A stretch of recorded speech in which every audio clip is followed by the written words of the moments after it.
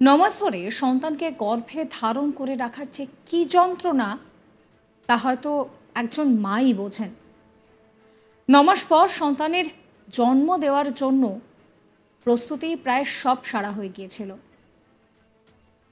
হাসপাতালে পৌঁছানোর জন্য দরকার ছিল শুধুমাত্র একটা অ্যাম্বুলেন্সের, আর তাই সরকারি অ্যাম্বুলেন্স পাওয়ার জন্য ফোনটাও করা হয়েছিল। কিন্তু দেখুন, সময় মতো অ্যাম্বুলেন্স এসে পৌঁছালো না। দীর্ঘক্ষণ প্রসব যন্ত্রণা নিয়ে কাতরালেন ওই মহিলা, কিন্তু অ্যাম্বুলেন্স এসে পৌঁছাতে পারেনি। শেষমেশ কষ্ট সহ্য করতে না পেরে প্রাণটাই চলে গেল প্রসূতির। সন্তানকে দু চোখ মেলে দেখার যে স্বপ্ন 9টা মাস তিনি পুষে রেখেছিলেন, নিমেষেই শেষ হয়ে গেল। রাজ্যের স্বাস্থ্য পরিষেবার এই দশা দেখে সবাই ছি ছি করছেন। মেটেলি ব্লকে বিধাননগর গ্রাম পঞ্চায়েতের বার্মাধুরা এলাকার ঘটনা। প্রসূতির নাম আমিলা ওরাও। জানা যায় প্রসূতি 9 মাসের গর্ভবতী ছিলেন। বৃহস্পতিবার রাতে ওই প্রসূতির প্রসব যন্ত্রণা শুরু হয়।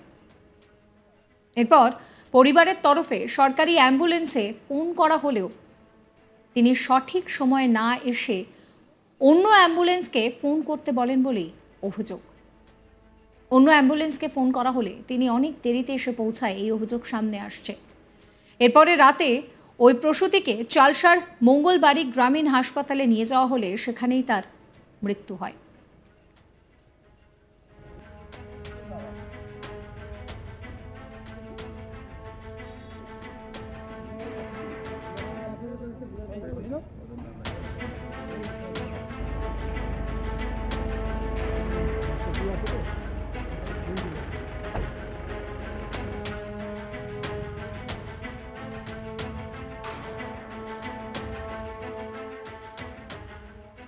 মৃতার স্বামী তিনি কি বলছেন শোনাবো। তারপরে একটা সমস্যা ছিল, তো শ্বাস নেওয়ার জন্য অসুবিধা হয়েছিল। তখন আমি অ্যাম্বুলেন্সকে ফোন করলাম। ফোন করার পর দুইবার ফোন করলাম, দুইবার ফোন রিসিভ করে নেয়। তখন আরেকবার ফোন করলাম, তখন ফোন রিসিভ করে বলতেছে আমি যাইতে পারবো না, আমার স্টিভনিটা খারাপ আছে। আচ্ছা, ওটা ভবিষ্যতে কিছু হয়ে গেলে রাস্তাঘাটে বলতেছিল। তখন আগে আরও ফোন করলাম, তখন অন্য নম্বর দিচ্ছে। আর বাড়ি এখন বর্মদুড়া পর্যন্ত দেখিনি রাস্তা, রাত্রে বেলা। আরও হঠাৎ করে সমস্যা লেট হচ্ছিল, তাই আমি এনাকে বারবার ফোন করছিলাম। তাই লেট করে পৌঁছেছে। আর আস্তে আস্তে আস্তে আমার বউ আধা ঘন্টা চালসা হসপিটাল পৌঁছে পরে আধা ঘন্টা পরে এক্সপায়ার মারা গেছে। আচ্ছা, বললাম প্রেগনেন্ট ছিল? হ্যাঁ, প্রেগনেন্ট। কত দিনের প্রেগনেন্ট ছিল তাও? এখন 9 মাস। 9 মাস চলছে। প্রথম বাচ্চা? হ্যাঁ, প্রথম। আশা দিদিমণি ছিল সাথে? তুমি রাত্রে ফোন করেছিল আশাকে? না, আনা ফোন করি নাই। আর আশার দিদিমণি ছিল না। বডি কোথায় নিয়ে আসছে এখন? এখন মেটলিতে রাত্রে নিয়ে আসছে বডি। কথা হয়েছে পুলিশ, এখন কথা হলো। ও ভিডিও সাহেব আসছে, ওনা এখন সিগনেচার মেরে এফআইআর করে জলপাইগুড়ি। আপনি যোগাযোগ কার সাথে করেছিলেন?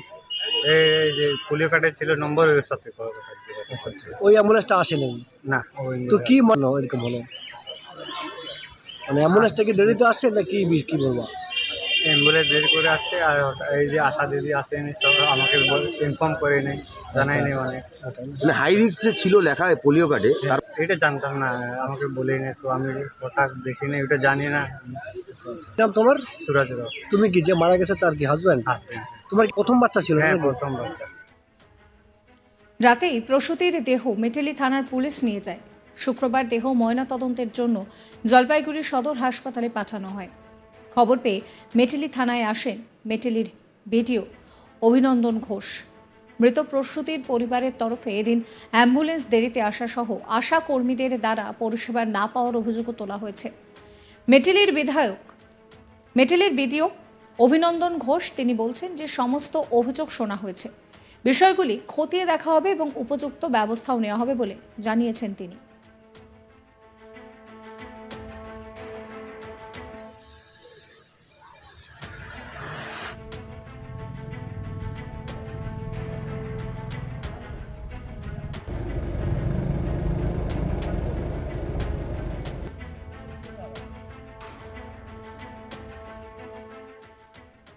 এই নিয়ে আমার কলিগ রাজেন প্রধানের একটি রিপোর্ট দেখাবো।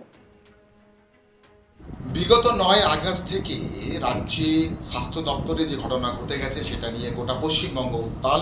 ঠিক সেভাবেই কিন্তু জলপাইগুড়ি জেলার মেটেলি ব্লকে ঠিক চালসা মঙ্গলবাড়ি স্বাস্থ্য কেন্দ্রের পরিষেবা নিয়ে এখন প্রশ্ন ওঠা শুরু করেছে। গতকাল ঠিক রাতে বিধানসভা গ্রাম পঞ্চায়েতের এক প্রসূতি মহিলা যখন তার লিভার পেন ওঠে, তখন সেই সময় কিন্তু মাতৃযানের জন্য তারা কিন্তু হাসপাতালে সেই অ্যাম্বুলেন্স ড্রাইভারকে ফোন করে, কিন্তু অ্যাম্বুলেন্স ড্রাইভার কিন্তু যেতে নারাজ। পরবর্তীতে অ্যাম্বুলেন্স ড্রাইভার অন্য একটা নাম্বার দেওয়া হয় এবং যে অন্য নাম্বারটি দেওয়া হয় সেই অন্য নাম্বারের ড্রাইভার কিন্তু সেখানে পৌঁছাতে অনেকটাই দেরি করে এবং দেরি করার ফলে যে প্রসূতি রয়েছে তার কিন্তু শারীরিক অবস্থার অবনতি ঘটে। পরবর্তীতে যখন সেই অ্যাম্বুলেন্স ড্রাইভার অনেকটাই দেরি করে যখন সেই গ্রামে যায় এবং গ্রামে যাওয়ার পর সেই প্রসূতিকে মঙ্গলবাড়ি স্বাস্থ্য কেন্দ্রে, প্রাথমিক স্বাস্থ্য কেন্দ্রে যখন নিয়ে যাওয়া হয়, আর সেখানে যাওয়ার পর কিন্তু ডাক্তার তাকে মৃত বলে ঘোষণা করে। যখনই সেই 25 বছরে একজন মহিলাকে মৃতা বলে ঘোষণা যখন করে, সেই মহিলার নাম হচ্ছে আমিলা ওরাও, এবং পরবর্তীতে সেই খবরটি যায় এলাকার পুলিশ স্টেশনে এবং সেখান থেকে পুলিশ ঘটনাস্থলে আসার পর তার পোস্টমর্টমের জন্য পুলিশ কিন্তু সেই মরদেহ হেফাজতে নেয়। ঘটনা জানাজানি হয়ে যাওয়ার পর মেটেলির যে ব্লক আধিকারিক যে রয়েছে বিডিও অভিনন্দন ঘোষ ঘটনাস্থলে পৌঁছায় এবং ঘটনাস্থলে পৌঁছে যাওয়ার পর বিষয়টি নিয়ে তদারকি শুরু করেন।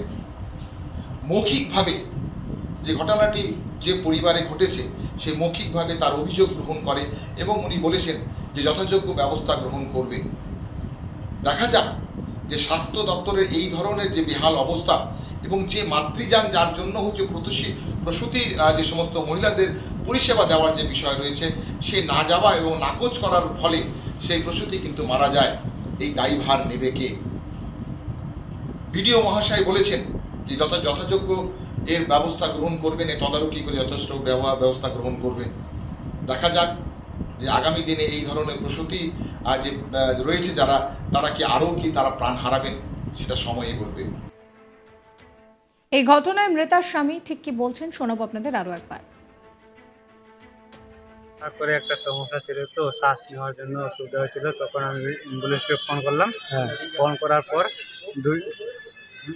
দুইবার ফোন করলাম, দুইবার ফোন রিসিভ করে নেই। তখন আরেকবার ফোন করলাম, তখন ফোন রিসিভ করে বলতেছে আমি যাইতে পারবো না, আমার স্টিভনির টায়ার খারাপ আছে, ওটা ভবিষ্যতে কিছু হয়ে গেলে রাস্তাঘাটে। সাবস্ক্রাইব করবেন আজ তাক বাংলার ইউটিউব চ্যানেলকে, ফলো করবেন হোয়াটসঅ্যাপ চ্যানেল।